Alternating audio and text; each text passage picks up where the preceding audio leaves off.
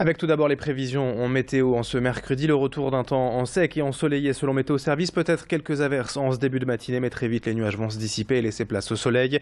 Les températures, elles, entament leur baisse en ce début de semaine. Avant des températures négatives ce week-end, on aura 6 ou 7 degrés tout à l'heure pour les maximales. Et on en reparle bien sûr avec la météo complète après le journal. On démarre avec les infos du Grand Lille. D'abord, le bilan de la sécurité routière 2015 dans le Nord, jugé et calamiteux hier par le préfet. L'an dernier, 102 personnes sont mortes sur les routes du département, soit 17 de plus qu'en 2014 et 33 de plus qu'en 2013. Une hausse sensible et inquiétante selon Jean-François Cordet, qui dénonce tout simplement des problèmes de comportement des automobilistes nordistes. À ce propos, dans un instant, on évoquera donc cette proposition d'un sénateur de ne plus sanctionner d'une amende les excès de vitesse de moins de 10 km/h. Autre information à la une ce matin, cette opération anti-drogue hier après-midi à Lille Sud. Les forces de l'ordre sont intervenues autour de la rue Jean Giraudoux et ont interpellé 11 personnes. Des drogues, de l'héroïne, de la cocaïne et de l'argent liquide ont également été saisis. Et puis à Pont-Aventin, près de Lens, le corps d'un homme a été repêché hier matin dans la Deule.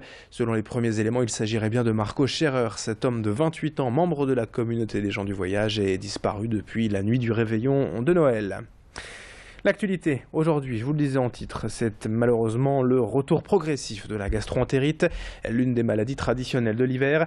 Dans la région, le seuil épidémique est en passe d'être dépassé. Il est fixé à 207 cas pour 100 000 habitants et s'en approche. La gastro devrait sérieusement contaminer le Nord-Pas-de-Calais dans les prochaines semaines et pour éviter d'être touché, une seule solution évidente, se laver les mains régulièrement plusieurs fois par jour. Alors on se rassure tout de même, la gastro c'est souvent plus désagréable que véritablement dangereux, d'autant que le virus s'annonce peu virulent cette année selon les spécialistes. Écoutez les conseils de ce pharmacien rencontré ces derniers jours par nos journalistes. Alors elle se caractérise par une augmentation du nombre des selles qui deviennent molles, voire liquides.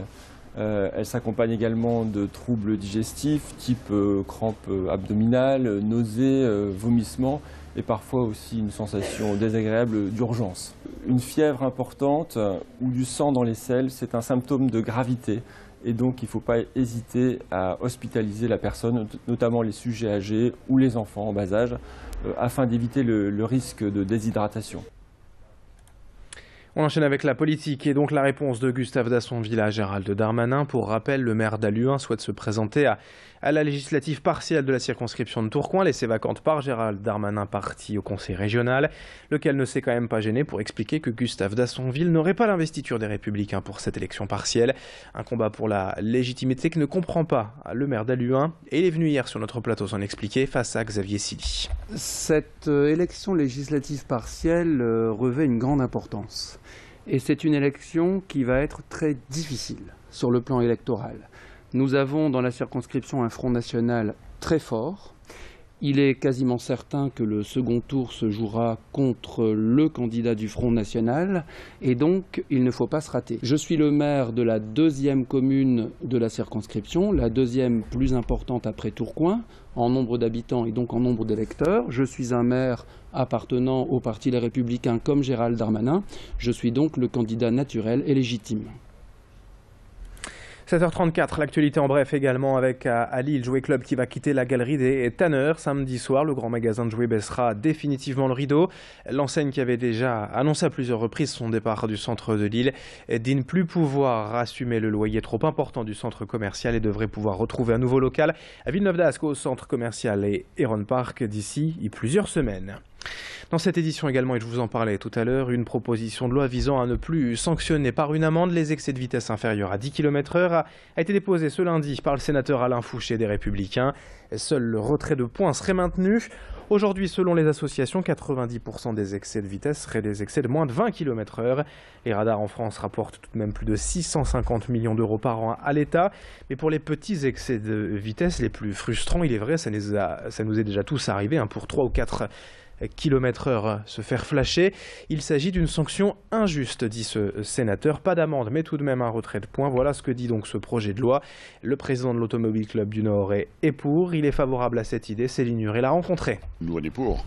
Tout ce qui peut aider, faciliter la vie des automobilistes, d'autant plus que on s'aperçoit que la grande majorité des excès de vitesse en mesure automatisée, c'est-à-dire pratiquement 80%, sont des excès de vitesse qui ne dépassent jamais 20 km/h et une grosse majorité, c'est 10-12 km/h. Bon, on ne peut pas dire que la sécurité routière soit attaquée par ça. La sécurité routière dit tout le temps que les radars ne sont pas des machines à cache. Donc on les met devant leur contradiction en disant, puisque c'est vous qui le dites, c'est tout simple, ils ont commis une faute, ils ne payent pas l'amende, donc l'État n'engrange pas d'argent, mais on leur retire les points. On va bien voir ce qu'ils vont répondre. Et puis pour terminer, sachez qu'à Lille, le conseil municipal des enfants organise une collecte en faveur des Restos du Cœur pour la 16e année consécutive. Collecte de produits d'hygiène, d'alimentation pour les bébés et enfants bénéficiaires des restos. Près de 35 lieux de collecte répartis dans les différents quartiers de la ville à retrouver. Sur lille.fr, cette collecte du conseil municipal des enfants de Lille, c'est jusqu'au 23 février. 7h36 en direct. Dans un instant, la météo du jour et l'infotrafic ce matin en temps réel. A tout de suite, restez avec nous.